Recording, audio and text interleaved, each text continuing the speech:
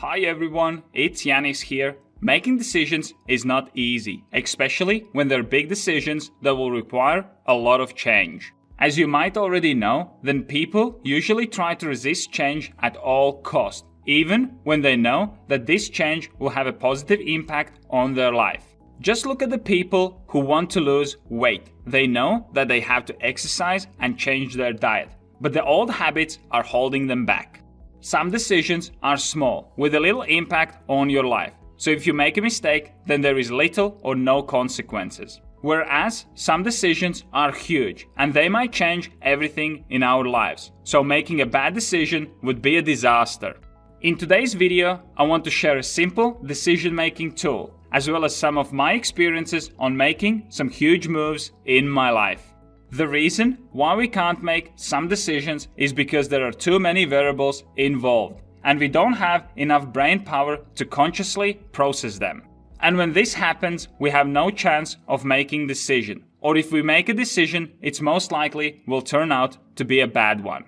For years, one of my goals was to travel around the world, but every time me and my wife looked at it, it seemed to be impossible. There were always things that seemed to be in the way. Money, work, and education seemed to be huge obstacles. For the last 5 years, we had this conversation about once a year, where I would say to my wife, how about traveling around the world?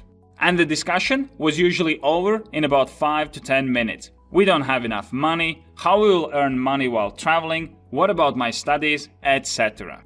Last year, however, I used a different approach. I knew that something needs to be changed. Otherwise, the outcome will be the same.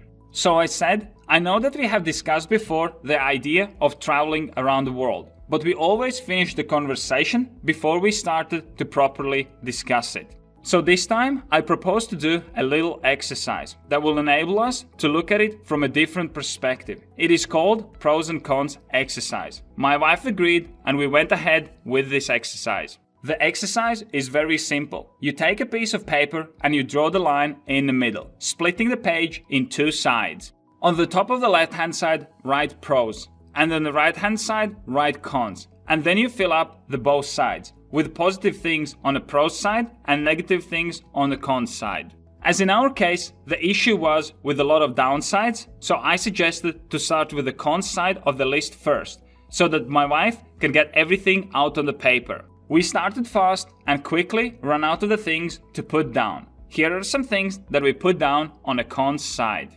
We don't have enough money, how we will work and earn while traveling, what my wife will do with the studies, what we'll do with our property, what we'll do with our car, what we'll do with all the stuff that we have in our house. And that was pretty much it. There were also some minor things, but for the most part, these were the major issues that we faced. This came as a surprise for me and my wife, as we both expected to see endless list of things on this side.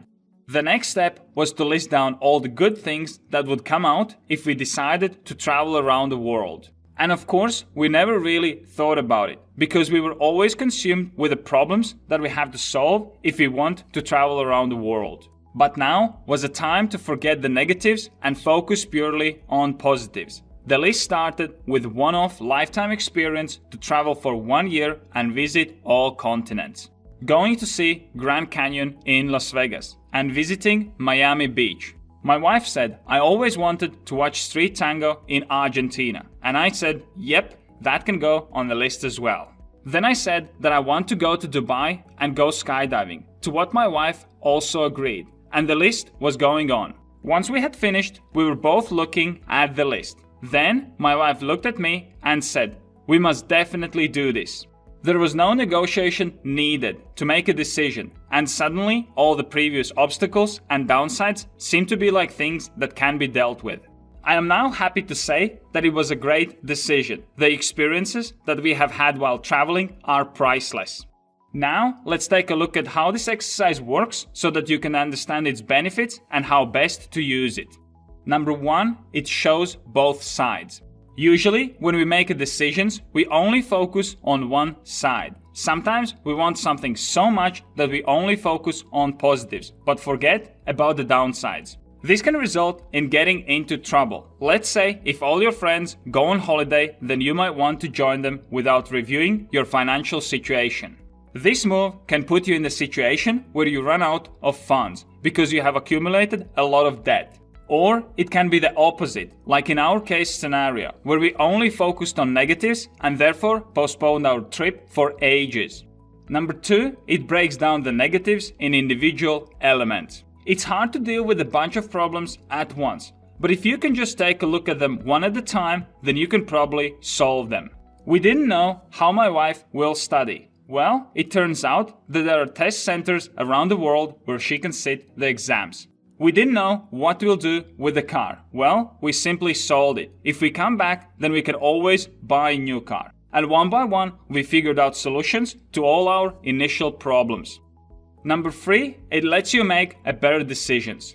In the end, pros and cons exercise will help you to make better decisions because you'll have all the information and you'll be able to compare benefits and downsides before making a decision. The great thing is that it's very simple exercise and you can use it when you have to make a decision just about anything. Let's say you want to start to work out and you have 2 potential gyms and you don't know which one to go to.